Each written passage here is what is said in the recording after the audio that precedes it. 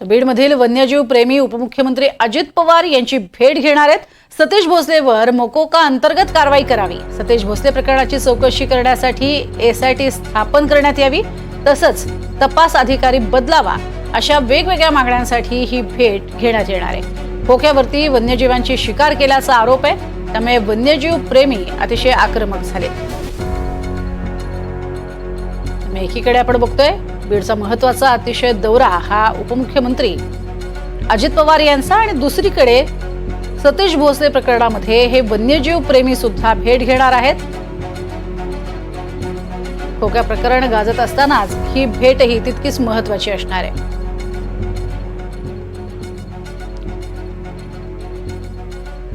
आणि अधिक माहिती घेणार आहोत आमचे प्रतिनिधी विनोद जिरे यांच्याकडनं। विनोद, आज खरं तर महत्त्वाच्या बाबी बीडमध्ये घडणाऱ्या दोन महत्त्वाच्या घडामोडी। सगळ्यात आधी तर स्वतः मुंडेंनी हे स्पष्ट केलेलं आहे की मी उपस्थित असणार नाही, मात्र ही अनुपस्थिती नेमकी काय त्यामागचं कारण आहे? कारण बीडमध्ये सुद्धा दबक्या आवाजात चर्चा असेल। मागच्या वेळेला ज्यावेळेला स्वतः अजित पवार आले होते तेव्हा त्यांनी चांगलंच सुनावलं होतं, सगळ्यांना देखत सुनावलेलं होतं।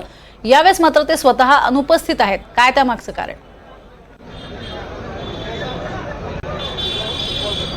नक्कीच जर पाहिलं तर या ठिकाणी धनंजय मुंडे उपस्थित राहणार हे कालपर्यंतची माहिती होती, मात्र रात्री अचानक धनंजय मुंडेंची प्रकृती खराब झाली आणि त्यानंतर त्यांचा दौरा हा रद्द झाला। त्यांनी ट्विट करून तशी माहिती देखील दिलेली आहे। तर कालपर्यंत त्यांचं येण्याचं फायनल होतं, मात्र त्यांच्या ट्विटनंतर ही सर्व जी माहिती आहे ती समोर आली। त्यांनी सांगितलं की माझी प्रकृती खराब आहे, येणार होतो मात्र येऊ शकलेलो नाही। मात्र त्यांच्या गैरहजेरीने या ठिकाणी राजकीय जर पाहिलं तर या ठिकाणी अजित पवारांचा दौरा हा बीड जिल्ह्यासाठी अतिशय महत्त्वाचा समजला जातोय, कारण की या ठिकाणी आता प्रत्यक्षात पाहिलं तर अजित पवारच्या दौऱ्याला प्रत्यक्षात सुरुवात झाली आहे। डॉक्टर योगेश क्षीरसागर यांच्या निवासस्थानी भेट देऊन त्यांनी या ठिकाणी दौऱ्याला सुरुवात केली। जवळपास अर्धा तास या ठिकाणी क्षीरसागर कुटुंबासोबत त्यांनी चर्चा केली आणि आता दौऱ्याला सुरुवात झालेली आहे। काही वेळात जे राष्ट्रवादीचे कार्यकर्ते आहेत, राष्ट्रवादी अजित पवार गटाचे, त्या युवा संवाद दौऱ्याला देखील ते या ठिकाणी हजेरी लावणार आहेत। आता सध्याला ते राष्ट्रवादी भवनकडे रवाना झाले, त्या ठिकाणी त्यांचे कार्यकर्त्यांची भेटीगाठी देखील घेणार आहेत। जे इतर जे बीडकर आले तर त्यांच्या देखील ते भेटी घेणार आहेत। त्याचबरोबर या ठिकाणी पक्ष बांधणीसाठी त्यांचा प्रयत्न असणार आहे, मेळावा आहे। दुसरीकडे राजकीय जे नेते आहेत, स्थानिक नेते, त्यांचा पक्षप्रवेश सोहळा देखील या ठिकाणी असणार आहे। त्याचबरोबर या ठिकाणी इफ्तार पार्टीला देखील ते जाणार आहेत। या ठिकाणी दुसरीकडे जर पाहिलं तर या ठिकाणी बीड जिल्ह्याच्या विकासाच्या अनुषंगानं जिल्हाधिकारी कार्यालयामध्ये ते बैठक घेणार आहेत, आढावा घेणार आहेत, विविध अधिकाऱ्यांशी संवाद साधणार आहेत। महत्वाचं म्हणजे ज्यावेळेस अजित पवार बीडमध्ये दाखल झाले, बीडच्या पोलीस मुख्यालयावरती ते आले, त्यावेळेस त्यांनी अधिकाऱ्यांना सुनावलं देखील, कारण की बीड जिल्ह्यातील या ठिकाणी कायदा सुव्यवस्थेचा प्रश्न असेल किंवा इतर जे प्रश्न आहेत ते अतिशय गंभीर बनलेले आहेत। हे सर्व असताना या ठिकाणी आता अजित पवार बारकाईने लक्ष देत आहेत, अधिकाऱ्यांशी संवाद देखील साधणार आहेत। दुसरीकडे जे वन्यजीव प्रेमी आहेत, कारण की खोक्या प्रकरण बीडमध्ये जास्त वन्यजीव प्रेमी जे आहेत ते त्यांचं एक शिष्टमंडळ या ठिकाणी दाखल झाले, अजित पवारांची भेट घेणार आहेत। खोक्यावरती मोक्का लावा ही प्रमुख मागणी घेऊन ते या ठिकाणी आलेले आहेत। त्याचबरोबर जो सतीश भोसले आहे तर त्याचबरोबर जो सतीश भोसले खोक्या आहे त्याचा जो तपास आहे तो तपास अधिकारी बदलावा, त्याचबरोबर एसआयटीची स्थापना करावी, अशी देखील त्यांची मागणी असणार आहे। त्याचबरोबर महत्त्वाचं म्हणजे या ठिकाणी एका शिक्षकानं आत्महत्या केली होती, त्यानंतर बीडमध्ये जिल्हाधिकारी कार्यालयासमोर आंदोलन सुरू झाले।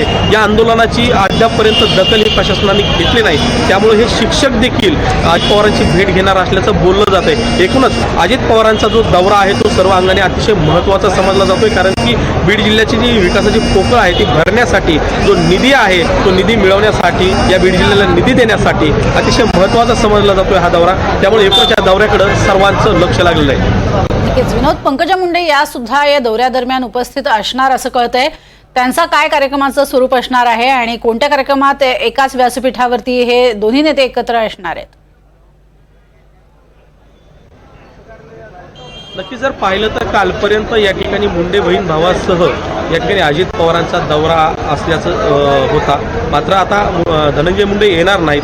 तर दुसरीकडे जर पाहिलं तर स्थानिक पेपरचा एक कार्यक्रम आहे सायंकाळच्या दरम्यान, त्या कार्यक्रमामध्ये अजित पवार आणि पंकजा मुंडे हे एकाच व्यासपीठावर येणार आहेत। त्या ठिकाणी विविध स्पर्धेचं आयोजन केलेलं आहे आणि त्या स्पर्धेमध्ये या ठिकाणी जो कार्यक्रम या ठिकाणी आयोजित केलेला स्पर्धेचा, या कार्यक्रमामध्ये पंकजा मुंडे आणि अजित पवार हे एकाच व्यासपीठावर येणार आहेत आणि या व्यासपीठावरून नेमकं अजित पवार आणि पंकजा मुंडे हे नेमकं काय बोलणार याकडे आता सर्वांचं लक्ष लागलं। नक्कीच. खूप धन्यवाद. या संपूर्ण माहितीसाठी तुम्ही या दौऱ्यावरती असेच लक्ष ठेवून राहा.